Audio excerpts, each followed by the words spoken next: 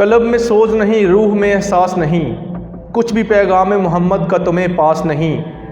وضع میں تم ہو نصارہ تو تمدن میں ہنود، وضع میں تم ہو نصارہ تو تمدن میں ہنود، یہ مسلمان ہیں جنہیں دیکھ کے شرمائیں یہود۔ امریکہ کی اسرائیل نوازی اور عرب حکمرانوں کا شرمناک کردار۔ امریکہ نہ صرف اسرائیل کا سب سے بڑا حمایتی ہے بلکہ ہر ظلم و بربریت میں اس کا شریک جرم بھی ہے۔ امریکہ نے ہمیشہ اسرائیل کی کھل کر امداد کی، انٹیلیجنس، سپورٹ اور یونائٹڈ نیشن میں ہمیشہ اسرائیل کا ساتھ دیا۔ جب اسرائیل فلسطینی بچوں کو قتل کرتا ہے تو امریکہ ان ہتھیاروں کو فخر سے گنتا ہے جو اس نے اسرائیل کو پرووائڈ کیا۔ امریکہ نے اسرائیل کو سالانہ 3.5 بلین ڈالر کی فوجی امداد دے رکھی ہے، جبکہ غزہ میں ایک ایک بچہ پانی کو ترستا ہے۔ حکمران جنہیں مسلم امہ کی ڈال سونا چاہیے، اسرائیل کے تلوے چاٹنے پر مجبور ہے اور مصروف ہیں۔ ان کی عورتیں امریکی صدر کے قدموں میں ناچ رہی ہیں اور غزہ کی بیٹیاں کفن کے بغیر دفن ہو رہی ہیں۔ صدر ٹرمپ کا حالیہ دورہ مشرق وسطیٰ، مڈل ایسٹ اور عرب حکمرانوں کی ذلت امیز رویے کو پوری دنیا کے سامنے بے نقاب کر رہا ہے۔ سعودی ایئر فورس نے اس کے طیارے کو اسکارٹ کیا، زمین پر سرخ قالین بچھایا گیا، 21 توپوں کی سلامی دی گئی اور رات کو شاہی دعوتوں میں رقص و سرود کی محفل سجائی گئی۔ اب سوال یہ پیدا ہوتا ہے، کیا یہی وہ امت مسلمہ ہے جسے نبی کریم صلی اللہ علیہ وآلہ وسلم خاتم نبیین رحمت العالمین نے سیسا پلائی دیوار کہا تھا؟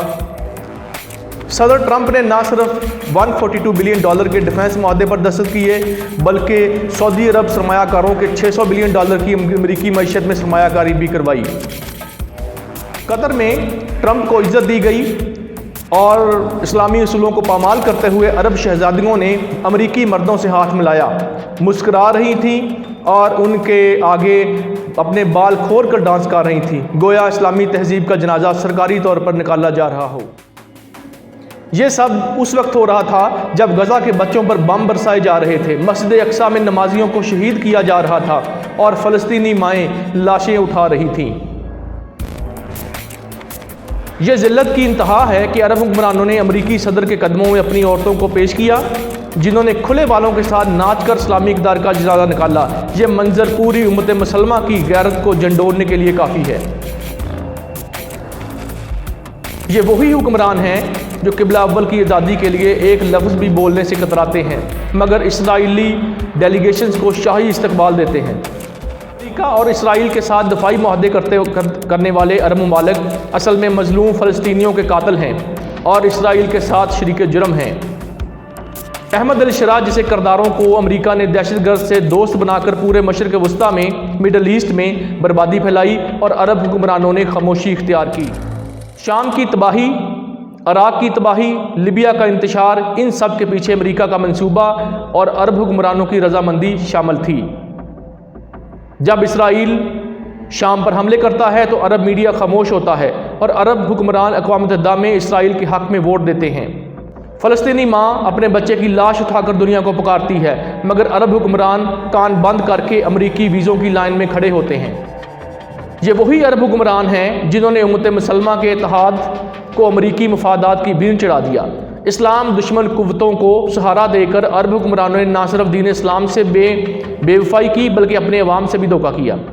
وقت آ چکا ہے کہ امت مسلمہ آنکھیں کھولے اور پہچانے کہ ہمارا اصل دشمن صرف اسرائیل نہیں بلکہ وہ منافق حکمران بھی ہیں جو اپنی کرسی کے بدلے قبلہ اول کا سودا کر چکے ہیں۔ غزہ کے مظلوموں پر خاموشی اختیار کرنے والوں پر ہزار بار لعنت بھیجتا ہوں ان ممالک پر جو غزہ میں جاری نسل کشی پر OIC اور ان جیسے دوسرے ممالک خاموش تماشائی بنے ہوتے ہیں۔ میں لعنت بھیجتا ہوں ان کی کانفرنس ہالز پر، ان کی بے جان قراردادوں پر، ان کے دکھاوے کے جلسے اور جلوسوں پر جو صرف تصویریں بنانے کے لیے کیے جاتے ہیں۔ لعنت بھیجتا ہوں مضبوط افواج پر جن کے پاس جدید ٹینک، ایئر فورس، طاقتور نیوی، اربوں ڈالر کا اسلحہ موجود ہے لیکن وہ غزہ کے مظلوم بچوں، ماؤں، بزرگوں کے لیے کچھ بھی نہیں کر سکتے۔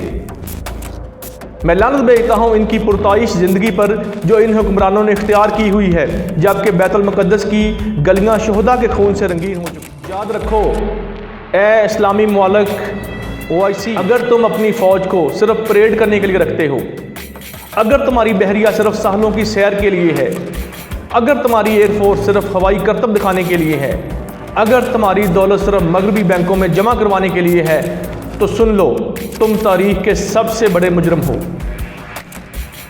سن لو کہ تم تاریخ کے سب سے بڑے مجرم ہو۔